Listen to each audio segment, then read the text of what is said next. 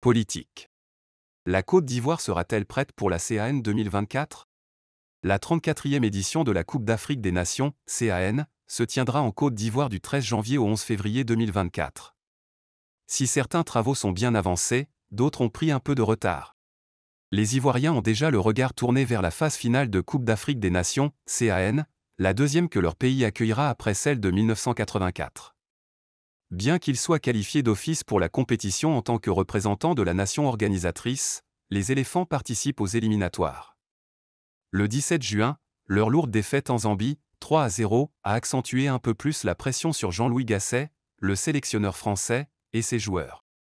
Cette dernière sortie ratée de la sélection n'a que brièvement relégué au second plan toutes les autres questions liées à l'organisation de la CAN. À 6 mois du match d'ouverture, le 13 janvier prochain, la Côte d'Ivoire sera-t-elle prête? Tout avance très bien.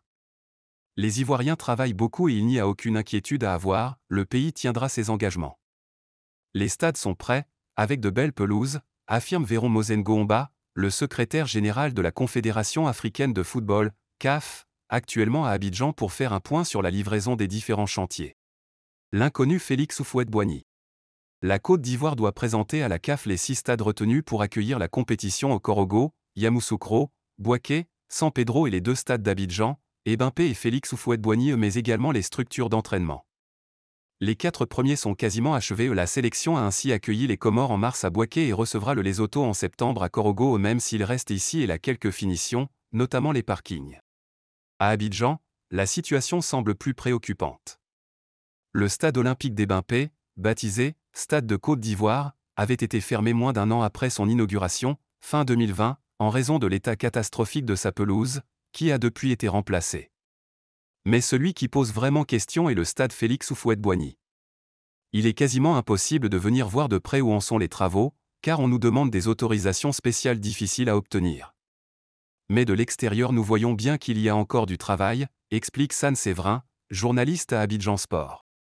Selon une source proche du comité d'organisation de la CAN, COCAN, les retards concernent davantage les extérieurs du stade et sa piste d'athlétisme, notamment la pose de la résine, une opération rendue délicate pendant de la saison des pluies. Tout ce qui concerne la partie football, à savoir la pelouse, les vestiaires ou encore les tribunes, ne pose aucun problème, explique-t-elle.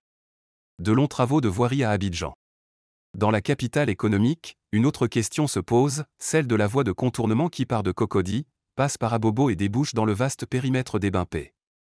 Ce tronçon, long de 26 km, doit désengorger la ville où les embouteillages sont fréquents.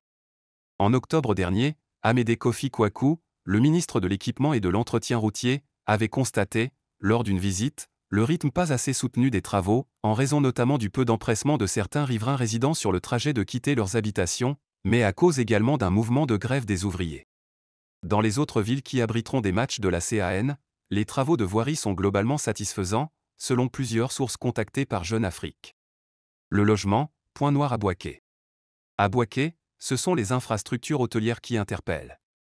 Le cahier des charges de la CAF exige que les sélections et les officiels soient logés dans des établissements répondant aux normes de confort les plus élevées. Or il n'y a rien de tout cela à Bouaké, argumente San Séverin. Nous étions dans un hôtel qui n'était pas au niveau des standards requis, avec des matelas très durs, un service de restauration inexistant et un confort très relatif, confie un membre de la délégation comorienne, qui y a séjourné 2 jours. On ne peut pas imaginer les Égyptiens, les Sénégalais, ou encore les Marocains et leurs stars passer 10 jours dans des hôtels de ce niveau. Du côté de la CAF, on se veut rassurant. Il y aura un village CAN où seront logées des équipes. Pour l'accueil des supporters ou des journalistes, des hôtels seront rénovés. Il y a encore du temps pour finir les travaux, nuance Véron Mozengo-Omba. Des policiers d'élite français en renfort. La question de la sécurité est également prise très au sérieux par les autorités ivoiriennes. Au sein du COCAN, la sécurité a été confiée au général Youssouf Kouyaté, le directeur général de la police nationale. Parmi les principales menaces, le risque terroriste, notamment dans le nord du pays frontalier du Mali et du Burkina Faso, mais aussi la délinquance quotidienne qui sévit dans les grandes villes hôtes, en particulier Abidjan et Yamoussoukro. Pour la sécurisation de la compétition, le gouvernement ivoirien a passé un accord avec son homologue français pour le déploiement temporaire d'éléments du RAID, l'unité d'élite de la police nationale française, en Côte d'Ivoire.